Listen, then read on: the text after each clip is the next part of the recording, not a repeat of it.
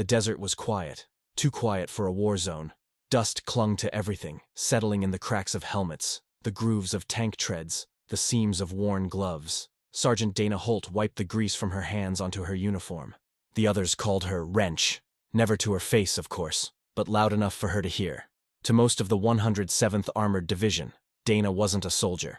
She was the girl who fixed things. No combat patch, no war stories. Just a mechanic who spent more time inside engine bays than in briefings. And yet, when every man was shouting about tactics, she was the only one listening to the tanks. That morning, as the unit prepared to move toward the southern valley, Captain Reeves barked orders. "Engines up! We roll at 0700! Private Marks smirked as Dana climbed out of an M1A2 Abrams, face streaked with oil. "Hey, Holt! You missed a spot. Want me to hand you a mirror?" Laughter rippled across the line. Dana didn't respond. She just replaced a panel, double-checked the fuel pressure, and kept working. "Come on," another voice added. "You think she even knows how to fire that thing?" Dana turned, eyes calm, voice steady. "I don't fire them," she said. "I make sure they can." The laughter died in her wake. Hours later, the convoy rumbled through the Al-Rakim corridor, a winding scar of rock and dust. The sun hit hard, glaring off metal. Then, boom! An explosion tore through the lead vehicle. Flames rolled across the sand. Radios screamed. Enemy fire erupted from the cliffs. "Contact left! Contact left!" Dana dove behind the tread of her tank, ears ringing. Through the smoke, she saw Captain Reeves waving frantically.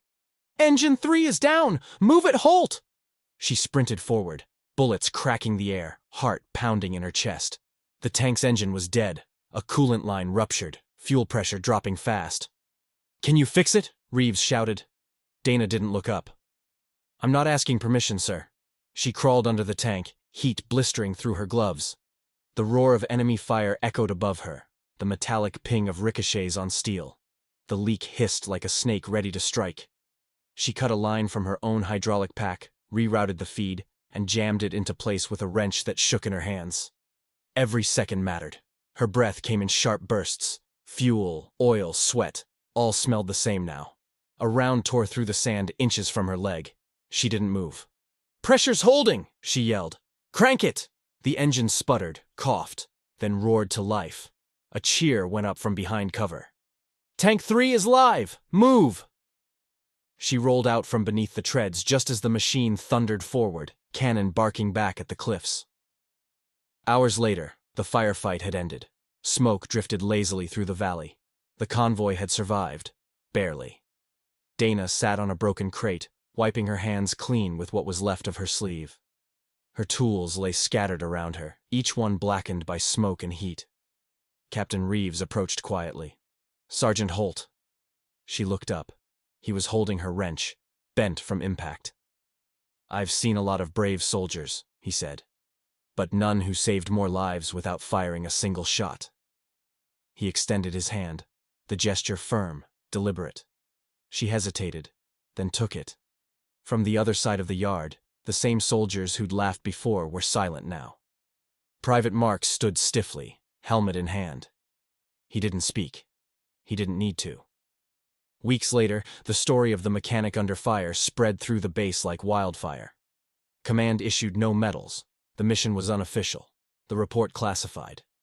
But every soldier who rolled out afterward checked their engines twice, and left a small note scrawled on the metal inside. For Holt. Dana never mentioned it. She just smiled faintly, tightened her gloves, and got back to work. Because real heroes don't need recognition. They just need their machines, and their people, to make it home alive. Some soldiers fire bullets. Others make sure the guns never fall silent.